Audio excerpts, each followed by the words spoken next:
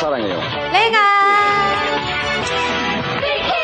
사랑해요. 랭아. 영순이 여러분 안녕하세요. 랭킹스쿨입니다. 90년대 절정의 인기를 달리던 H.O.T가 갑작스레 방송 정지를 당한 적이 있었는데요. 그 이유는 바로 방송 중 두거운이 풀려서라고 합니다. 당시에는 지금보다 복장 규제가 엄격했기 때문에 방송에서 염색 머리가 노출되면 안 됐기 때문이죠. 가장 기준이 빡셌던 KBS를 살펴보면 염색 머리뿐만이 아니라 귀걸이, 백폭티, 검은색 선글라스, 심지어는 상표가 붙은 모자와 의류를 착용하는 것도 위화감을 줄 수 있어서 금지였다고 하는데요. 이 외에도 립싱크를 하는 가수들은 방송 화면에 립싱크 표기를 의무적으로 해야 했다거나 영어로 된 프로그램 명이 과잉 외래어 사용이라며 지적당하는 등 지금 보면 아니 저런 것까지 규제를 한단 말이야? 싶은 것들이 참 많습니다. 그런데 반대로 저런 걸 규제를 안 한단 말이야?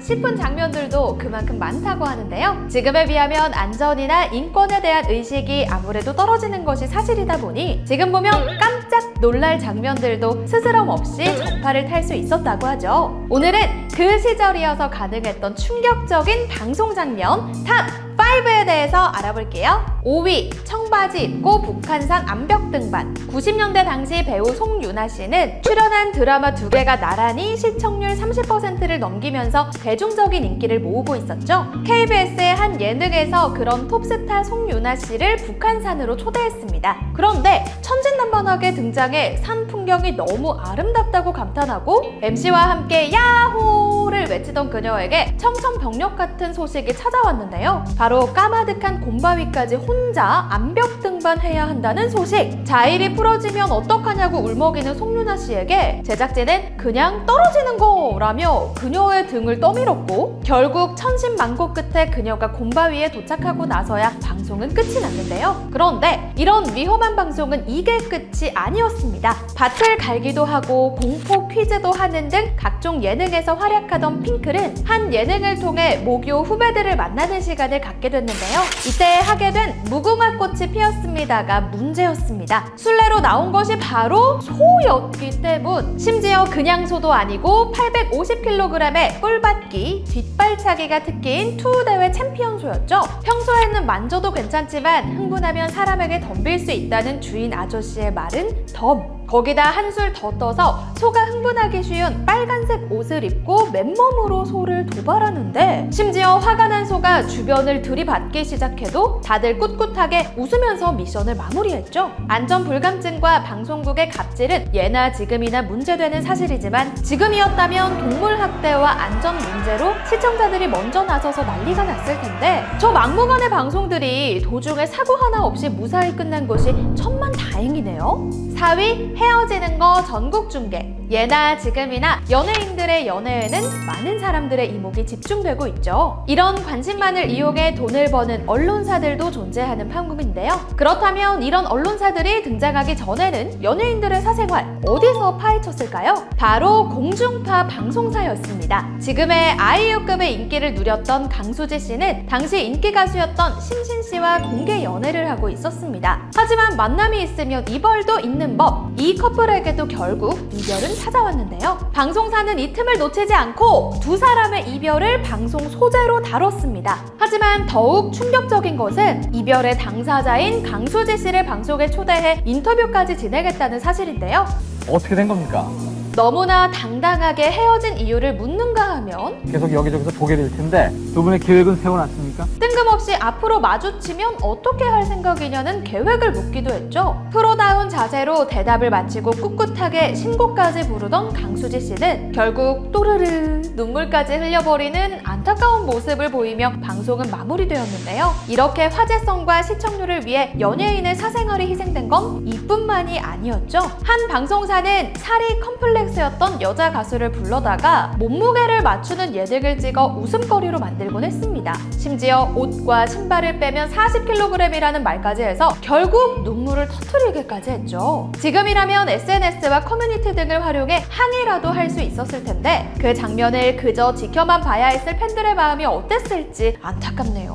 3위 진짜 실험맨. 80년대는 안전실험도 특별했다고 합니다. 달리는 차가 사고가 났을 때 안전장치가 제대로 작동하는지 확인하기 위한 실험을 보도한 한 80년대 뉴스. 시속 80km로 달린 차가 세워진 차에 충돌한 후 안전장치가 제대로 작동했는지 확인하기 위해 차 안을 들여다보는데 차 안에 있는 것은 놀랍게도 더미 인형이 아닌 사람? 그것도 전문 스턴트맨이 아니라 헬멧도 없이 수트 하나만 덜렁 입고 있는 발명가였죠. 자동차 안전도에 대한 관심이 날로 높아지고 있습니다. 자동차 안전에 대한 관심이 날로 높아진다는 오프닝 멘트가 무색하기 짝이 없습니다. 80년대 뉴스니까 저러는 거 아니야? 라고 생각할 수도 있겠지만 90년대 방송했던 119가 출동했던 사고를 재현하는 프로그램에서도 여전히 인권은 보호받지 못하고 있었는데요. 이 프로그램에서 사람의 몸에 불이 붙는 위험천만한 상황을 재현한 방법은 똑같이 몸에 불을 붙인다 였습니다. 아무리 스턴트 배우를 썼어도 자칫 잘못하면 119 구조 상황을 재현하다 119를 부를 수도 있는 상황. 당시 사람들도 이 정도까지는 참지 못했는지 긴급 구조 119의 위험한 재현에 대한 비판이 쏟아졌다고 하는데요. 결국에는 헬기가 추락하는 사고가 발생하기까지 하며 얼마 안 가 종영을 면치 못했다고 합니다. 정말 이 당시에는 사람을 뭐라고 생각했던 걸까요? 2위, 둘이 먹다 하나가 죽어도 모르겠어요.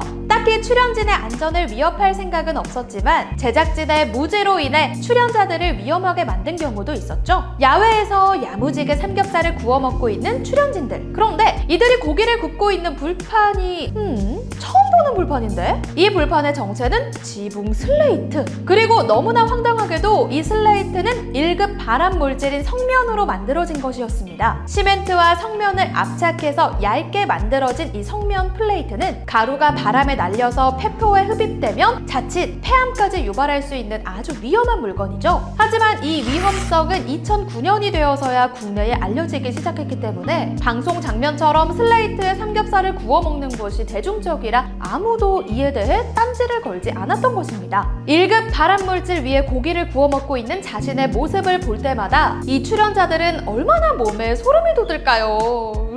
1위 장수의 비결. 고령의 할머니, 할아버지들이 문제를 맞추는 프로그램 장수 퀴즈. 퀴즈를 맞추고 기분이 좋아지신 할머니가 꺼내든 것은 바로 담배? 다른 할머니도 방송, 그것도 실내에서 아무렇지 않게 담배를 무시는데요. 그 와중에 양옆의 할아버지는 할머니보다 나이가 어려 담배를 피지 못하셨다고 합니다. 방송 중에 담배는 펴도 되지만 맞담배는 안 됐던 그 시절의 유교 방송. 한편 일본에서 한류 열풍의 스타트를 끊었던 드라마 겨울 연가의 첫 장면 또한 놀라운데요. 학교에 지각한 최지우 씨와 배용준 씨가 급하게 뛰어가는 이 장면. 여주인공의 첫 만남에 배용준 씨가 청순한 얼굴로 조용히 꺼내드는 저것은 담배? 이뿐만이 아닙니다. 이병헌 씨도 서강대교 짓다가 힘들어서 담배를 피고 시트콤에서도 담배를 피고 심지어는 개그 프로그램에서까지 담배를 피기도 하는데요. 지금으로서는 상상도 할 수 없는 장면이죠. 사실 텔레비전에서 담배가 추방된 지는 얼마 지나지 않았는데요. 실내 흡연이 자연스러웠던 시대를 거쳐 점점 담배의 해악성에 대한 국민들의 인식이 강화되자 각 방송국들 역시 이에 대한 검열을 강화한 것입니다. 특히 가장 처음 금연 운동을 시작한 KBS의 경우는 노 밖으로 기존에 촬영한 장면들을 뒤엎어버린 것으로 유명한데요. 여자가 담배 피는 남자를 째려보는 장면은 코 푸는 남자를 째려보는 장면으로 바꾸는가 하면 이혼한 여성이 흡연하는 장면은 음주 장면으로 바꿔버린 것이죠. 아니, 담배 피는 게 안 돼서 술 먹는 장면을 넣은 건 괜찮은 거예요? 1999년 음악방송에서는 설날을 맞아 가수들이 다 같이 음식을 가져와서 나눠 먹는 모습을 보여줍니다. 한편 80년대에는 스포츠 뉴스에서 농구 코트에 농구공이 몇 개나 들어가는지 실험을 하기도 했는데요. 비록 지금 방영되기엔 논란도 많지만 그 시절이어서 가능했던 재미있는 장면들도 있죠. 최근에는 공중파의 규제가 강해지면서 상대적으로 자유로운 유튜브로 시청자들이 옮겨가고 있다고 하는데요. 상황이 이렇다 보니 또 반대로 유튜브의 선전성이 문제가 되어 규제를 해야 한다는 의견도 있다고 합니다. 예나 지금이나 결국에는 재미와 도덕성 사이에서 균형을 잡은 콘텐츠가 진짜 시청자들이 원하는 꿀잼 콘텐츠가 아닐까 싶네요. 지금까지 랭킹스쿨이었습니다. 감사합니다.